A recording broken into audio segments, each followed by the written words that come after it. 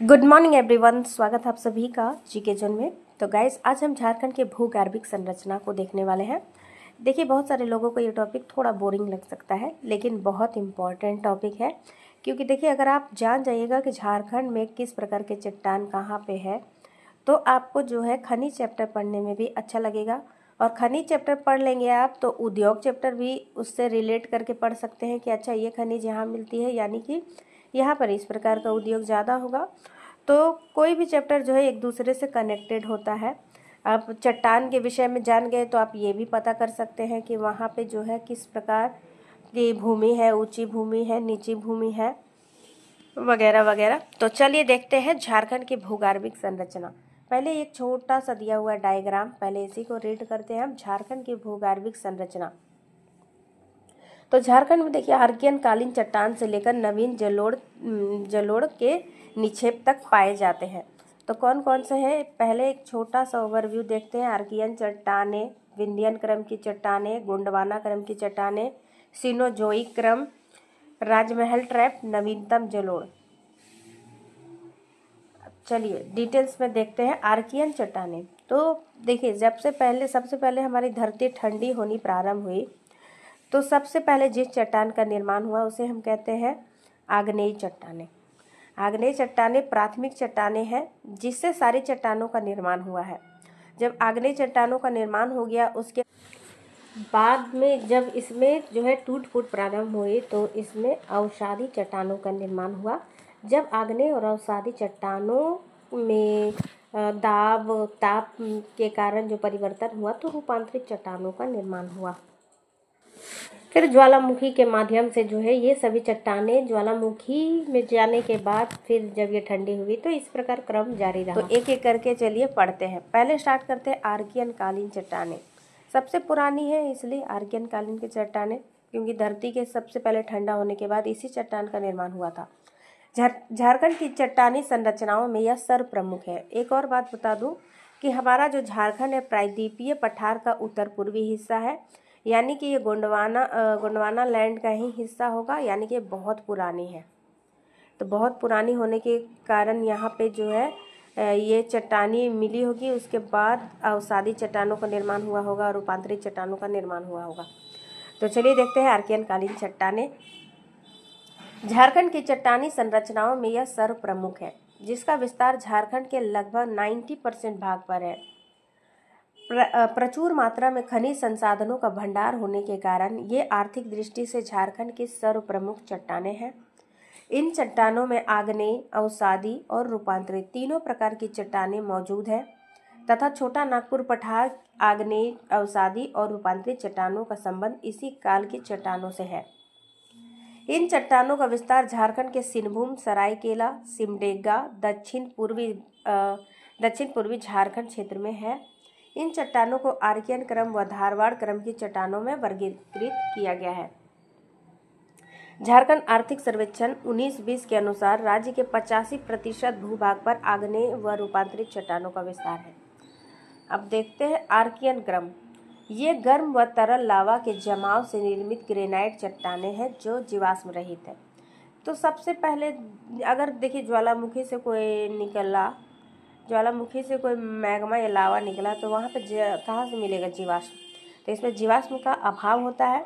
इसमें रूपांतरण के पश्चात ये नीस और शिस्ट में परिवर्तित हो गई। धारवाड़ क्रम। इन चट्टानों का विकास आर्कियन क्रम की चट्टानों के अपर्दन व निक्षेपण से हुआ है। सबसे पहले जो है धरती गर्म थी, उस ठंडी होने के बाद आर्कियन क्रम की चट्टानें बनी, और आर्कियन क्रम की चट्टानों का जब अपर्दन व निक्षेपण हुआ, तो धारवाड़ क्रम की चट्टानों का निर्माण हुआ। इन चट्टानों के बारे में सर्वप्रथम जानकारी कहाँ से मिली? कर्नाटक के धारवाड़ जिले से। इसी के कारण इसका नामकरण जो है धारवाड़ क्रम की चट्टानें हुआ है। ये चट्टानें भी जीवाश्म रहित है। झारखंड में इनका मूल विस्तार कहाँ है? कोल्हान क्षेत्र में होने के कारण इसे कोल्हान क्रम की चट्टान भी कहा जाता है। तो पूछा जा सकता है कोल्हान क्रम की चट्टानें किसे कहते हैं? तो धारवाड़ क्रम की चट्टानों को। इन चट्टानों में लौह अयस्क की प्रचुर उपलब्धता के कारण इन्हें लौह अयस्क की श्रृंखला यानी आयरन ओर सीरीज भी कहा जाता है। झारखंड में इन चट्टानों का विस्तार है पूर्वी सिंहभूम, पश्चिमी सिंहभूम और सरायकेला खरसावां जिले में। इन चट्टानों में धात्विक खनिजों की उपलब्धता है, जिसमें लोहा, तांबा, बॉक्साइट, निकेल, सोना, मैग्नीज, चांदी आदि प्रमुख है। नेक्स्ट है विंध्यन क्रम की चट्टानें। तो विंध्यन क्रम की चट्टानें झारखंड के उत्तर पूर्वी भाग में सोन नदी क्षेत्र, विशेष रूप से गढ़वा क्षेत्र में पाई जाती है और ये चट्टानें मूलतः रोहतास पठार का दक्षिणी हिस्सा है। तो झारखंड, पूरे झारखंड में जो है गढ़वा साइड में विंध्यन क्रम की चट्टानें पाई जाती है, सोन नदी क्षेत्र में। अवसादों के जमाव से निर्मित ये चट्टानें बलुआ पत्थर व चूना पत्थर से युक्त क्षैतिज परतदार चट्टानें हैं। पारसनाथ पहाड़ी का उत्थान भी इसी काल में हुआ है। नेक्स्ट है गोंडवाना क्रम की चट्टानें। इन चट्टानों का निर्माण दामोदर घाटी के तलछट में हुआ है। तो गोंडवाना क्रम की चट्टानों में आपको पता है प्रचुर मात्रा में कोयला का भंडार पाया जाता है और दामोदर क्षेत्र में, दामोदर बेसिन क्षेत्र में ये ज़्यादा होगा, जैसे रामगढ़ हो गया, धनबाद हो गया, बोकारो हो गया। तो ये याद रखिए कि गोंडवाना क्रम की चट्टानें दामोदर घाटी के तलछट से हुआ है इसका निर्माण। इन चट्टानों में प्रचुर मात्रा में कोयला के भंडार के साथ ही बलुआ पत्थर की परत भी पाई जाती है। झारखंड के प्रमुख कोयला निक्षेपों का निर्माण भी इसी चट्टान से हुआ है। आर्थिक दृष्टि से ये चट्टानें अत्यंत महत्वपूर्ण है। इन चट्टानों का विस्तार गिरिडीह, राजमहल की पहाड़ियों, उत्तरी कोयल नदी की घाटी क्षेत्र में है। ठीक है, नेक्स्ट है सीनोजोइक क्रम। इस काल में हिमालय के उत्थान के दौरान इसका प्रभाव छोटा नागपुर पठार क्षेत्र पर भी पड़ा। हिमालय के उत्थान व उसके प्रभाव को 3 भागों में वर्गीकृत किया गया है, पहला, दूसरा, तीसरा। तो देखिए सीनोजोइक क्रम में हिमालय के उत्थान हो रहा था, ठीक है, इसका प्रभाव छोटा नागपुर पठारी क्षेत्र में भी हुआ। तो चलिए देखते हैं 3 क्रम में हुआ है हिमालय का उत्थान, तो इसका क्या प्रभाव पड़ा है छोटा नागपुर क्षेत्र में। पहला देखते हैं, पहला उत्थान। हिमालय का पहला उत्थान कब हुआ है? मायोसीन काल में, मायोसीन काल में। दूसरा उत्थान हुआ है प्लायोसीन काल में और तीसरा हुआ है अंतिम प्लायोसीन काल में। तीसरा हुआ है प्लीस्टोसीन काल में। मायोसीन, प्लायोसीन और प्लीस्टोसीन। तो पहला उत्थान, हिमालय का प्रथम उत्थान हुआ है मायोसीन काल में। इस दौरान छोटा नागपुर पठारी क्षेत्र के भूगर्भिक हलचलों के परिणाम स्वरूप पाट क्षेत्र का उत्थान हुआ। मतलब पहला जब उत्थान हुआ था हिमालय का, तो छोटा नागपुर के पठारी क्षेत्र में भी हलचलें हुई, भूगर्भिक हलचलें, जिसके परिणाम स्वरूप पाट क्षेत्र का उत्थान हुआ। पाट क्षेत्र झारखंड का सबसे, गिरिडीह में स्थित पारसनाथ को अगर छोड़ दिया जाए तो सबसे ऊंचा भाग है। इस उत्थान के परिणाम स्वरूप पाट क्षेत्र रांची हजारीबाग पठार से लगभग 1000 फीट ऊपर उठ गया। ठीक है, 1000 फीट ऊपर उठ गया। दूसरा देखते हैं, दूसरा उत्थान का संबंध अंतिम प्लायोसीन काल से है। इस दौरान भी छोटा नागपुर पठारी क्षेत्र में भूगर्भिक हलचलें हुई। इस दौरान रांची हजारीबाग पठार का लगभग 1000 फीट उत्थान हुआ, जिसके परिणाम स्वरूप पाट क्षेत्र लगभग 2000 फीट ऊपर चली गई, मतलब उठ गई। ठीक है, मतलब समझ रहे हैं, रांची पठार जैसे अगर मान लीजिए इस प्रकार था पठार सारा कनेक्टेड, तो पहला में जो है जो पाट क्षेत्र है वो 1000 ऊपर उठ गया। उसके बाद दूसरा उठान हुआ तो ये 2000 ऊपर उठ गया और हजारीबाग और रांची का पठार 1000 ऊपर उठ गया, 1000 फीट उत्थान हुआ, जिसके परिणाम स्वरूप पाट क्षेत्र लगभग 2000 फीट ऊपर चली गई। तीसरा उत्थान कब हुआ दोस्तों? तीसरा हुआ प्लीस्टोसीन काल में। इस दौरान भी छोटा नागपुर पठारी क्षेत्र है, यहाँ पे भूगर्भिक हलचलें हुई और इस दौरान रांची हजारीबाग पठार का लगभग 2000 फीट उठान हुआ, जिसके परिणाम स्वरूप पाट क्षेत्र लगभग 3000 से 3600 फीट ऊपर उठ गई। उपर्युक्त तीनों उत्थानों के परिणाम स्वरूप इन क्षेत्रों में विभिन्न नदियों का उद्गम हुआ। कालांतर में इन नदियों के द्वारा किए गए अपर्दन के परिणाम स्वरूप इस क्षेत्र के धरातलीय स्वरूप की ऊंचाई में कमी आई। इन अपर्दन के पश्चात इस क्रम में ऊंचाई कैसे बदल गई? पाट क्षेत्र हो गया 900 से 1100 मीटर, रांची पठार लगभग 6000 मीटर से कम और निम्न छोटा नागपुर का पठार 300 मीटर से अधिक। तो इस प्रकार हमने समझ लिया किस प्रकार से उत्थान का क्रम जारी रहा। अब चलिए नेक्स्ट देखते हैं राजमहल ट्रैप और दक्कन लावा की चट्टानें। जुरासिक युग में लावा के बहाव से राजमहल ट्रैप का निर्माण हुआ। तो पूछा जा सकता है राजमहल ट्रैप का निर्माण किस काल में हुआ? तो ये जुरासिक युग में हुआ। जुरासिक युग में लावा के बहाव से राजमहल ट्रैप का निर्माण हुआ, जबकि दरारों में लावा के प्रवाह से दक्कन लावा का निर्माण हुआ। दरारों में जो लावा का प्रवाह से दक्कन लावा का निर्माण हुआ, इन चट्टानों के अपक्षय के परिणाम स्वरूप लेटराइट और बॉक्साइट का निर्माण हुआ। राजमहल ट्रैप का मूल विस्तार झारखंड के उत्तर पूर्वी भाग में है, साहेबगंज के पूर्वोत्तर भाग और पाकुड़ के पूर्वी भाग में।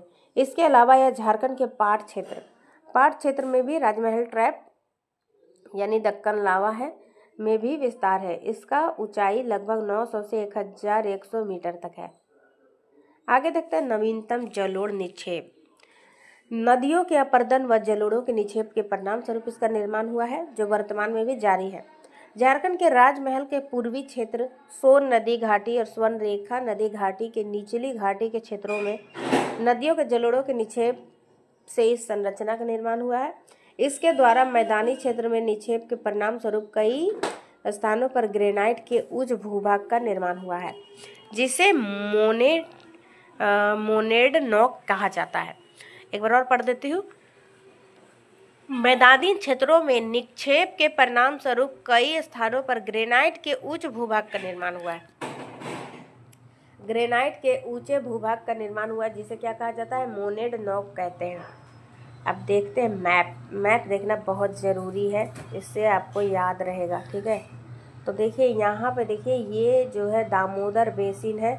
यहाँ गोंडवाना क्रम की चट्टानें आपको देखने को मिलेगी, थोड़ी थोड़ी यहाँ भी है। उसके बाद देखिए धातु वाली चट्टानें, धारवाड़ क्रम की चट्टानें आपको मिलेगी। देखिए overall Archaean granite gneiss Dharwar ये सभी कवर कर रहा है। इसके अलावा नवीनतम जलोढ़ स्वर्णरेखा नदी घाटी के दक्षिण में ये वाला इधर भी है, राजमहल के क्षेत्र में, साहेबगंज के पूर्व में ये वाला हिस्सा देख लीजिए। थोड़ा सा यहाँ सोन नदी घाटी में आपको मिलेगा जलोढ़ निक्षेप।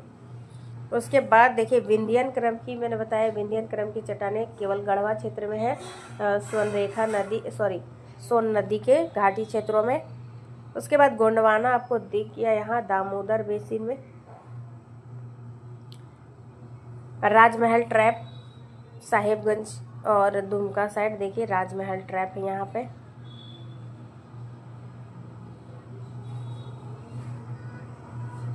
तो इस मैप को इसी प्रकार से याद रखिएगा। अन्य तथ्य क्या है? राज्य की अधिकांश चट्टानों का विस्तार पूर्व से पश्चिम दिशा में है, जबकि झारखंड के धारवाड़ क्रम की चट्टानों का विकास कोल्हान पहाड़ी क्षेत्र में हुआ है। इन चट्टानों को लौह यश की श्रृंखला भी कहा जाता है।